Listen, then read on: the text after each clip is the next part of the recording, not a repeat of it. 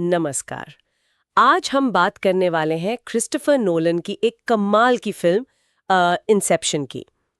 2010 में आई थी। हाँ बिल्कुल, एक ऐसी फिल्म जो दिमाग की बत्तियां जला देती है। सही में हमारे पास ना इस फिल्म की कहानी, कैरेक्टर्स और इसके जो गहरे मतलब हैं उन पर कुछ नोट्स और एनालिसिस है। तो आज का प्लान है कि इन सोर्सेज के जरिए इंसेप्शन की इस कॉम्प्लेक्स दुनिया को थोड़ा समझने की कोशिश करें। हाँ, क्योंकि ये सिर्फ एक साइंस फिक्शन थ्रिलर तो बिल्कुल नहीं है, उससे कहीं ज्यादा है। बिल्कुल।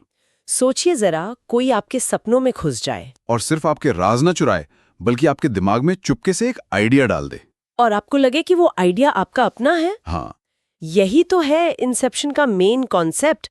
मतलब दिमाग हिल जाता है सोचकर। सही कहा, और यही बात इसे इतनी फैसिनेटिंग बनाती है। ये फिल्म सिर्फ सपनों पर नहीं रुकती। नहीं, बिल्कुल नहीं। ये हमारी मेमोरीज, हमारा गिल्ट और जिसे हम हकीकत मानते हैं उस पर ही सवाल खड़े कर देती है। कॉम्प्लेक्स जरूर है, पर यही इसकी खूबी है। तो चलो कहानी पे आते हैं। शुरू कहाँ से करें? Main character Dom Cobb. हाँ, लियोनार्डो डिकैप्रियो। कॉब एक एक्सट्रैक्टर है। एक्सट्रैक्टर मतलब वो जो सपनों में घुसकर सबकॉन्शियस माइंड से कीमती जानकारी चुराता है, शेयर्ड ड्रीमिंग टेक्नोलॉजी यूज करके।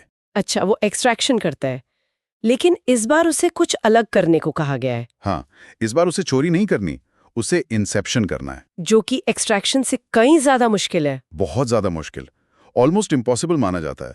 मतलब किसी के दिमाग में बाहर से एक आइडिया ऐसे प्लांट करना कि उसे लगे ये उसी का ओरिजिनल थॉट है। और ये खतरनाक काम उसे दिया किसने? एक पावरफुल जापानीज बिजनेसमैन है, साइटो। केन वतानाबे ने प्ले किया है। हाँ। वो चाहता है कि कॉब उसके competitor Robert Fischer junior, Cillian Murphy, right? उसके दिमाग में ये आइडिया डाल दे कि उसे अपने पिता की जो इतनी बड़ी एनर्जी कंपनी है उसे तोड़ देना चाहिए, ताकि साइटो को बिजनेस में फायदा हो। सिंपल। हाँ, लेकिन कॉब के लिए सिर्फ एक जॉब नहीं है। क्यों? उसके लिए क्या है इसमें? साइटो ने वादा किया है कि अगर मिशन कामयाब रहा तो वो कॉब के ऊपर लगे सारे क्रिमिनल चार्जेस हटवा देगा। अच्छा, कॉब तो भागा हुआ है ना, अपनी वाइफ मॉल की डेथ के मामले में फंसा है। एग्जैक्टली। मैरियन कॉटलार्ड ने मॉल का रोल किया है। कॉब अमेरिका वापस नहीं जा सकता, अपने बच्चों से नहीं मिल सकता। ओह, तो ये मिशन उसके लिए घर वापसी का टिकट है। बिल्कुल, अपने बच्चों से मिलने का अकेला रास्ता। तो उसका पर्सनल स्टेक बहुत बहुत हाई है। समझ गए। तो ये सिर्फ एक प्रोफेशनल मिशन नहीं, ये उसकी पूरी जिंदगी का सवाल बन जाता है। पर इसमें एक बड़ी मुश्किल भी है। कॉब की वाइफ मॉल की यादें। हाँ, और वो सिर्फ यादें नहीं हैं, वो कॉब के सबकॉन्शियस का, उसके गहरे गिल्ट का एक प्रोजेक्शन बन गई हैं। मतलब वो सपनों में आती है। हाँ, एक बहुत ही डेंजरस शैडो की तरह। वो न सिर्फ कॉब को परेशान करती है, बल्कि पूरे मिशन को खतरे में डालती है।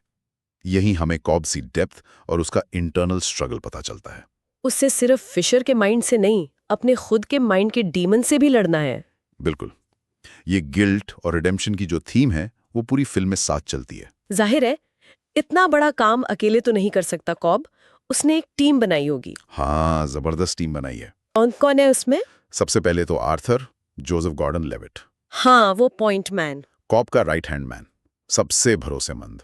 वो मिशन की सारी प्लानिंग, रिसर्च, डिटेल संभालता है। बहुत ही ऑर्गेनाइज्ड और प्रोफेशनल। ठीक है। और फिर है वो आर्किटेक्चर स्टूडेंट एरियाडनी, एलियट पेज। हाँ, एरियाडनी। उसे इसलिए लाया गया है ताकि वो सपनों की दुनिया, मतलब ड्रीमस्केप्स डिजाइन कर सके। सपनों का आर्किटेक्चर बनाने के लिए।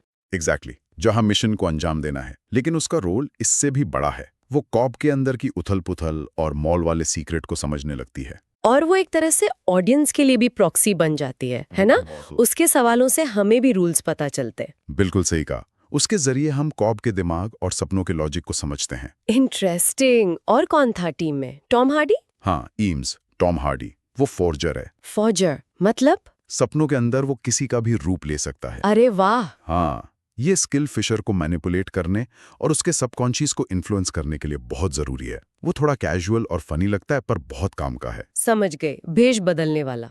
और यूसुफ, दिलीप राव। यूसुफ केमिस्ट है। उसका काम है वो पावरफुल सेडेटिव बनाना, जिससे टीम सपने के अंदर सपना मतलब मल्टीपल लेयर्स में जा सके और स्टेबल रह सके वहां। हाँ, बिना उसकी दवा के ये सब मुमकिन ही नहीं होता। और साइटो जो क्लाइंट है वो खुद भी साथ चलता है।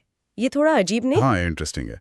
साइटो सिर्फ पैसे देकर इंतजार नहीं करना चाहता, वो खुद देखना चाहता है कि काम हो रहा है या नहीं। तो वो भी टीम के साथ सपनों में उतर जाता है। हाँ, और उसका ये डिसीजन बाद में कहानी के लिए बहुत क्रूशल साबित होता है। तो ये टीम सिर्फ अलग अलग लोग नहीं बल्कि जरूरी स्किल्स का एक परफेक्ट मिक्स है। बिल्कुल, सब एक दूसरे पर डिपेंडेंट हैं। उनका कोऑर्डिनेशन ही सब कुछ है। ठीक है, अब आते हैं फिल्म के सबसे थ्रिलिंग पार्ट पर, सपनों की परतें। ये लेयर्स वाला कॉन्सेप्ट, एक सपने में नहीं बल्कि सपने के अंदर सपना, उसके अंदर सपना, ये क्यों जरूरी था? ये फिल्म के कोर आइडिया इंसेप्शन के लिए जरूरी है। नोलन का लॉजिक ये है कि किसी आइडिया को अगर सच में किसी के दिमाग में गहराई से बैठाना है तो उसे सबकॉन्शियस के डीपेस्ट लेवल्स तक ले जाना होगा। मतलब जितनी गहरी परत उतना ज्यादा असर। एग्जैक्टली। इसीलिए ये मल्टी लेयर्ड स्ट्रैटेजी अपनानी पड़ती है और हर लेयर का अपना अलग माहौल रहे, अपने रूल्स हैं और अपने खतरे भी। तो पहली लेयर कौन सी थी? वो बारिश वाला शहर। हाँ, पहली लेयर यूसुफ का सपना है, एक शहर जो बारिश में डूबा हुआ है। यहाँ टीम फिशर को किडनैप करती है। लेकिन यही उन्हें शौक लगता है ना? हाँ, पता चलता है कि फिशर के सबकॉन्शियस को ऐसी सिचुएशन से लड़ने के लिए ट्रेन किया गया है।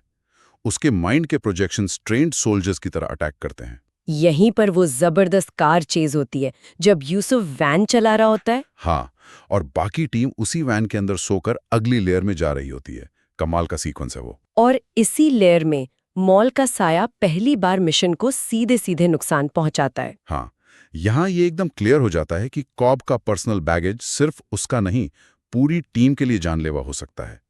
उसका गिल्ट एक टिक टिक करते बॉम्ब जैसा है। फिर वो पहुंचते हैं दूसरी लेयर में, एक होटल। ये किसका सपना है? ये आर्थर का सपना है।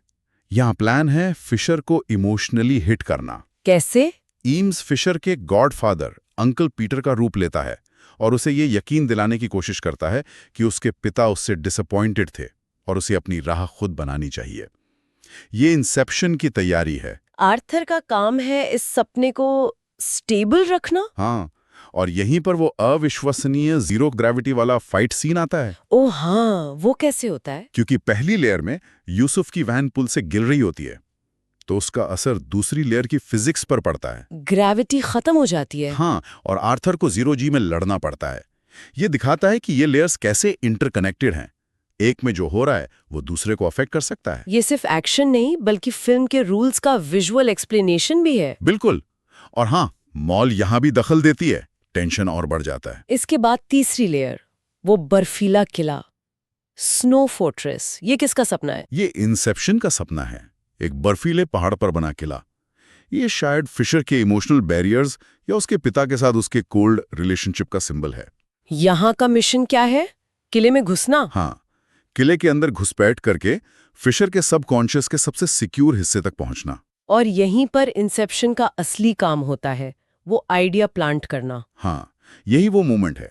टीम फिशर के दिमाग में वो आइडिया डालती है कि उसके पिता की आखिरी इच्छा थी कि वो अपनी कंपनी तोड़े नहीं बल्कि कुछ अपना अलग बनाए, अपनी पहचान खुद बनाए। ये इतनी चालाकी से किया जाता है कि फिशर को लगे ये उसका अपना आइडिया है। बिल्कुल, उसके पिता की एक पॉजिटिव विश का नतीजा। ये है वो की मोमेंट इंसेप्शन का। लेकिन फिर कुछ गड़बड़ होती है। फिशर को गोली लगती है और वो मर जाता है सपने में। हाँ, और जब कोई सपने में मरता है तो वो जागता नहीं बल्कि लिम्बो में चला जाता है। लिम्बो, ये क्या है? लिम्बो सपनों की दुनिया का सबसे निचला लेवल है, एक तरह से अनफिल्टर्ड रॉ सबकॉन्शियस का इन्फिनिट स्पेस, जहां टाइम लगभग रुक जाता है। हाँ, हकीकत के कुछ घंटे वहां सदियों जितने लंबे हो सकते हैं। ये बहुत खतरनाक जगह है क्योंकि यहाँ फंसा इंसान रियलिटी और ड्रीम में फर्क भूल सकता है। और कॉब इस जगह को जानता है पहले से। हाँ, ये कॉब के अतीत से जुड़ा है। उसने और मॉल ने सालों पहले लिम्बो में अपनी एक दुनिया बसाई थी। लगभग 50 साल बिताए थे वहां। 50 साल? हाँ, सपनों के 50 साल। लेकिन जब वो वापस आए तो मॉल रियलिटी को एक्सेप्ट नहीं कर पाई। उसे लगता रहा कि वो अभी भी सपने में है। और इसी वजह से उसने सुसाइड किया और कॉब पर इल्जाम लगा। हाँ, अब फिशर को बचाने और मिशन पूरा करने के लिए कॉब और एरियाडनी को लिम्बो में उतरना पड़ता है। तो लिम्बो सिर्फ एक और लेयर नहीं, ये कॉब के पर्सनल ड्रामे का सेंटर है। बिल्कुल, यहीं कॉब का अपने पास से, अपने गिल्ट से फाइनल कन्फ्रंटेशन होता है। उसे मॉल के उस शैडो प्रोजेक्शन का सामना करना पड़ता है। और वो उसे जाने देता है। हाँ, वो आखिरकार एक्सेप्ट करता है कि ये असली मॉल नहीं है, ये उसके गिल्ट का बनाया हुआ रूप है। वो उसे लेट गो करता है। ये उसके लिए एक तरह का कैथारसिस है, मुक्ति की तरह। हाँ, और उसे वहां बूढ़ा हो चुका साइटो भी मिलता है। साइटो? वो कैसे? क्योंकि वो भी मिशन के दौरान मारा गया था और लिम्बो में पहुंच गया था। अब कॉब को न सिर्फ फिशर बल्कि साइटो को भी वापस लाना है। बाप रे, कितना कुछ एक साथ चल रहा है। अलग अलग लेयर्स, अलग अलग टाइमलाइन, पर्सनल स्ट्रगल। अब इन सबको बाहर कैसे निकाला जाता है? वो किक वाला सिस्टम। हाँ, किक। ये एक सिंक्रोनाइज झटका होता है, जैसे एक अलार्म जो सबको एक साथ जगाएं। हर लेयर पर एक किक प्लान की जाती है। हाँ, जो नीचे वाली लेयर में सो रहे लोगों को जगाकर ऊपर लाती है। और ये सारी किक्स का एक साथ परफेक्ट टाइमिंग में होना जरूरी है। It's all about synchronization. जैसे यूसुफ का वैन को पानी में गिराना, आर्थर का होटल एलिवेटर में धमाका और ईम्स का किले में धमाका। बिल्कुल, ये सब एक चेन रिएक्शन की तरह काम करता है। फिर रिवाइव होता है, उसके दिमाग में इंसेप्शन हो चुका है, उसे लगता है कि पिता चाहते थे कि वो अपनी राह चुने। Mission successful. Mission successful. Team plane में जागती है, सब नॉर्मल लगता है। और साइटो अपना वादा निभाता है। हाँ, एक फोन कॉल करता है और कॉब के सारे चार्जेस ड्रॉप हो जाते हैं। और फिर कॉब अमेरिका लौटता है, अपने बच्चों से मिलता है। वो सीन। हाँ, वो पल जिसका उसे सालों से इंतजार था। इमिग्रेशन क्लियर करता है, घर जाता है, अपने बच्चों को देखता है। बहुत ही इमोशनल रीयूनियन है। लगता है चलो सब ठीक हो गया, हैप्पी एंडिंग। हाँ, लगता तो है। लेकिन क्रिस्टोफर नोलन है, वो इतनी आसानी से कहाँ छोड़ते हैं। एंड में वो लट्टू, स्पिनिंग टॉप। वो टॉप, कॉब का टोटम। टोटम। हाँ, एक छोटी सी चीज जिससे वो चेक करता है कि वो सपने में है या हकीकत में। अगर टॉप घूमता रहता है बिना गिरे तो सपना है, और अगर गिर जाता है तो हकीकत। हाँ, तो घर पहुंचकर वो मेज पर टॉप घुमाता है। और कैमरा उसी पर फोकस हो जाता है। वो घूम रहा है, हल्का सा डगमगाता भी है। लेकिन हमें ये नहीं दिखता कि वो गिरता है या नहीं। स्क्रीन ब्लैक हो जाती है। और यही सवाल रह जाता है, क्या कॉब सच में हकीकत में है या वो अब भी किसी सपने में है, शायद लिम्बो में ही फंसा हुआ है। बिल्कुल, और ये एम्बिग्यूअस एंडिंग ही फिल्म की सबसे बड़ी खासियत बन गई। सालों तक इस पर बहस चली है। नोलन ने जानबूझकर इसे ओपन एंडेड छोड़ा है। ये दर्शकों पर छोड़ दिया है कि वो क्या मानना चाहते हैं। ज्यादा जरूरी क्या है, असली हकीकत या वो खुशी जो कॉब महसूस कर रहा है। एग्जैक्टली। कॉब उस पल में खुश है, अपने बच्चों के साथ है, तो क्या ये मैटर करता है कि वो टॉप गिरा या नहीं? ये हमें फिल्म के गहरे मतलबों तक ले जाता है। ये सिर्फ एक हाईटेक चोरी की कहानी नहीं है। नहीं, बिल्कुल नहीं। ये कई बड़ी थीम्स को एक्सप्लोर करती हैं, जैसे रियलिटी वर्सेस इल्यूजन। हमारी हकीकत क्या है? क्या वो सिर्फ वो है जिसे हम छू सकते हैं, या वो भी जिसे हम महसूस करते हैं? और गिल्ट और रिडेम्पशन की थीम। कॉब की पूरी जर्नी अपने पास्ट के बोझ से निकलने की है। मॉल का साया उसका गिल्ट है। फिर आइडियाज की पावर। इंसेप्शन का पूरा कॉन्सेप्ट ही यही है कि एक आइडिया कितना पावरफुल हो सकता है। An idea is like a virus, resilient, highly contagious. हाँ, एक छोटा सा आइडिया किसी की पूरी दुनिया बदल सकता है। और सपने खुद, वो एस्केप भी हो सकते हैं और प्रिजन भी। बिल्कुल, जैसे मॉल के लिए लिम्बो पहले पैराडाइज था, फिर एक जेल बन गया जिससे वो रियलिटी में आने के बाद भी नहीं निकल पाई। तो अगर समराइज करें, इंसेप्शन एक मल्टी लेयर्ड फिल्म है, सिर्फ कहानी में नहीं, अपने मीनिंग्स में भी। हाँ, ये ह्यूमन माइंड की कॉम्प्लेक्सिटी, हमारे डर, हमारी इच्छाएं, मेमोरीज का जाल और रियलिटी की फिसलन भरी जमीन की एक बेहतरीन पड़ताल है।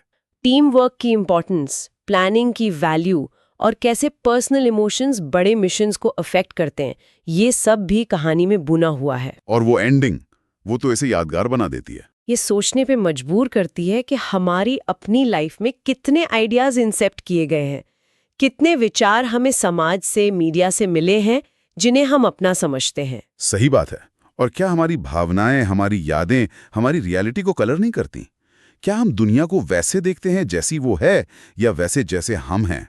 फिल्म का अंत कॉब की रियलिटी पर सवाल छोड़ता है, पर शायद नोलन हमसे एक बड़ा सवाल पूछ रहे हैं। क्या? कि अगर कॉब उस मोमेंट में खुश है, उसे वो मिल गया है जो वो हमेशा से चाहता था, अपने बच्चे, तो क्या इस बात से कोई फर्क पड़ता है कि वो टॉप गिरा या नहीं?